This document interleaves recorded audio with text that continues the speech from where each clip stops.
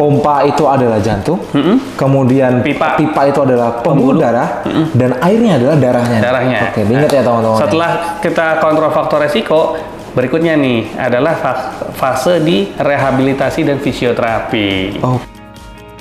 Ini akan makan waktu panjang, lebar, kali luas segala macam ini ya.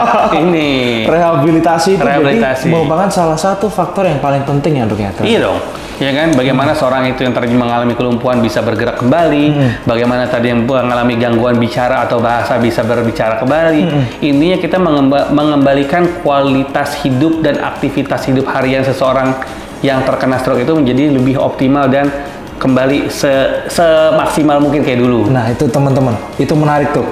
Jadi justru tujuan dari pengobatan stroke salah satu yang paling penting adalah mengembalikan kembali kualitas hidup. Fungsi dan kualitas hidup. Yes. Oke. Menarik juga sih dok, karena saya ada pengalaman di salah satu saudara saya dok. Dia juga kena stroke ya. Dia juga kena stroke dan dia hanya diobati dan tidak ada tindakan rehabilitasi dok. Dan itu memang, waduh itu sudah istilahnya parah ya dok ya. Dia sudah nggak bisa jalan, kemudian komunikasi juga istilahnya tadi mungkin dokter juga sampaikan cadel ya dok ya. Kemudian bibirnya kalau istilah orang Jawa perot gitu ya. Merot, mencong. Mencong tuh, benar-benar teman-teman. Karena memang salah satu faktor yang saudara saya ini abaikan adalah faktor rehabilitasi nih. Yes. Nah, menarik nih. Sebenarnya kalau kita bicara tentang rehabilitasi, kita bicara secara umumnya dulu ya dok ya. Apa sih dok itu rehabilitasi tuh? Rehabilitasi berarti intinya mengembalikan fungsi ke fungsi normal mungkin ya. Oke. Kalau istilah zaman sekarang di neurologi bukan rehabilitasi namanya restorasi. Oh, restorasi. Dari serapan bahasa Inggris restore. Ya. Jadi restore. Jadi storage-nya itu dikembalikan lagi restore supaya fungsinya kembali normal. Caranya gimana? Banyak. Kalau ngomong rehabilitasi, restorasi itu mesti keroyokan. Keroyokannya gimana? Yang pertama adalah kita bicara tentang fisioterapi, artinya kita ngomong tentang gerak anggota tubuh yang terlihat. Betul. Ya kan? Kemudian yang kedua, kita bisa dengan occupational therapy, artinya mulailah dia belajar nulis lagi, belajar makan menggunakan sendok garpu, belajar membersihkan diri segala macam gitu ya. Tuh. Kemudian yang nggak kalah penting, mau ini semua udah dikerjain, tapi ternyata otaknya tidak siap menerima input ini, kurang optimal. Gimana caranya otaknya itu bisa menerima input dengan baik dan benar? Maka si otak itu harus juga dikasih asupan alias nutrisi yang bagus banget. Supaya kenapa? Udah dipelajari, udah dikasih pelajaran nih, dia bisa nangkep. Jadi peran nutrisi itu adalah supaya memudahkan setiap fase rehabilitasi itu bisa berjalan dengan optimal gitu ya dok ya? Banget gitu. Dok, menarik banget dok. Saudara saya nih, kita kembali ke saudara ke. Saudara saya ini, kita jadi curhat keluarga ini. Nggak boleh dok. Saudara saya ini kena stroke dok. Dan ketika pulang, dia itu terjadi perubahan psikologi yang cukup besar. Yang tadinya dia itu sangat menjaga pola makannya, dia makan sembarangan dok. Entah itu daging kambing, sapi, tabrak semua dok. Apakah memang ketika seseorang terkena stroke ada dampak perubahan psikologi nih? Pasti ada. Pasti ada dok. Pasti ada. Sekarang bayangkan ya, seorang yang tadinya aktif, tangan kanan kiri bagus, tiba-tiba mengalami gangguan, ada keterbatasan yang muncul mendadak. Kan stroke itu mendadak ya? Betul. Lain cerita kalau misalnya dikasih tahu pelan-pelan, misalnya misal, Pak, Bapak dalam 6 bulan ke depan akan mengalami perubahan, Bapak tadi bisa ngomong perlambat begini, mungkin ada kesiapan mental. Betul. Tapi serangan, kejadian, kaget nggak? Syok nggak? Ya wajar lah terjadi depresi segala macam, wajar, itu wajar banget. Dan itu juga mempengaruhi salah satunya mungkin pola makan ya dok ya? Pasti. Ini dok, saudara saya ini rutin konsumsi madu hutan. Madu hutan atau saya lupa dok, madu dari lebah hutan.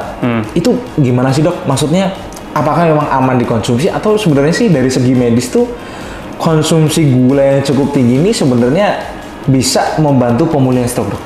Madu itu kalau kita ngomong madu murni ya, Betul. sebenarnya manfaatnya cukup banyak ya. Tapi Oke. itu karena bukan daerah pengobatan barat, saya nggak bisa komentar banyak tuh, ya kan. Oke, Dok. Tapi kalau madunya murni oke. Cuma kan kita nggak pernah tahu madunya ini dicampur sama gula buat manis-manisin apa enggak gitu loh. Karena justru kadar gula yang agak lumayan tinggi itu nggak bagus juga untuk pemulihan. Apalagi pasien stroke yang ternyata faktor resikonya adalah diabetes. Oh. Ya kan? Iya. Lah kita mau beresin stroke-nya ngasih gulanya, muter-muter aja gitu kagak kelar-kelar. Iya. Justru malah semakin nggak sembuh-sembuh ya dok ya. Iya. Oh. Jadi tergantung. Saya nggak nyalain si madu yang tadi ya. Tergantung saya nggak tahu komposisinya apa. Oh, jadi memang mesti diperhatikan lagi ya dok ya tentang asupan nutrisi maupun ada beberapa banyak nih dok seperti ada lagi nih dok salah satu cerita di mana keluarga dari saudara saya juga nih dok, dia menderita stroke juga. Banyak banget nih dok. Ini orang yang beda nih. Iya nih orang yang beda dok. Hati-hati berarti ya. Karena genetik. Saya juga jadi deg-degan juga nih dok.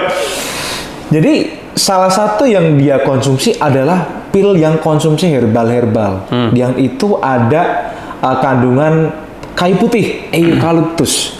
Gimana lagi tuh dok?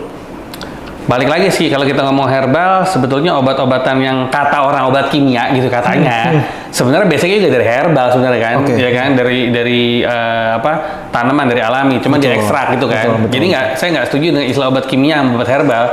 Emang obat kimia seolah-olah dibikin dari plastik ya nggak juga kan, sebenarnya kan dari zat alam gitu ya. Betul. Nah, cuman apa kandungan dari eukaliptus yang membuat si orang tersebut mengkonsumsi, apakah ada kaitan manfaat untuk otak apa enggak? Iya. Saya nggak bisa jawab, saya bukan ahli herbal.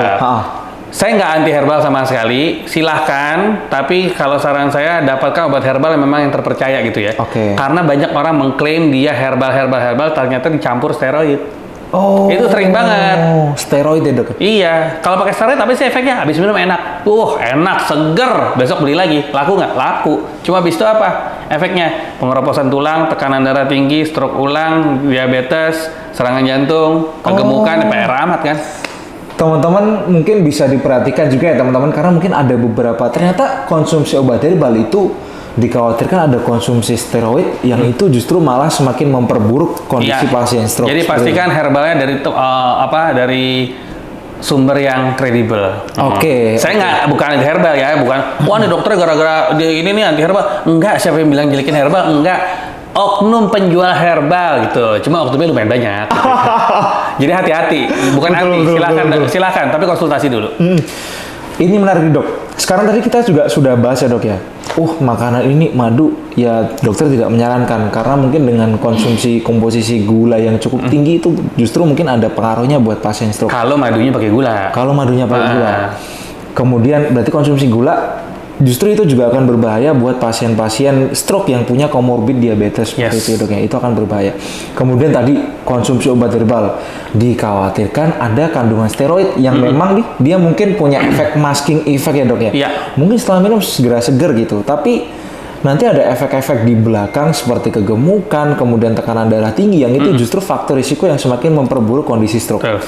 Sebenarnya dok, kalau sepengalaman dokter nih yang pernah menangani pasien-pasien stroke, tentu pasien dokter cukup tinggi karena siapa yang nggak kenal dokter Ziggy Umana nih?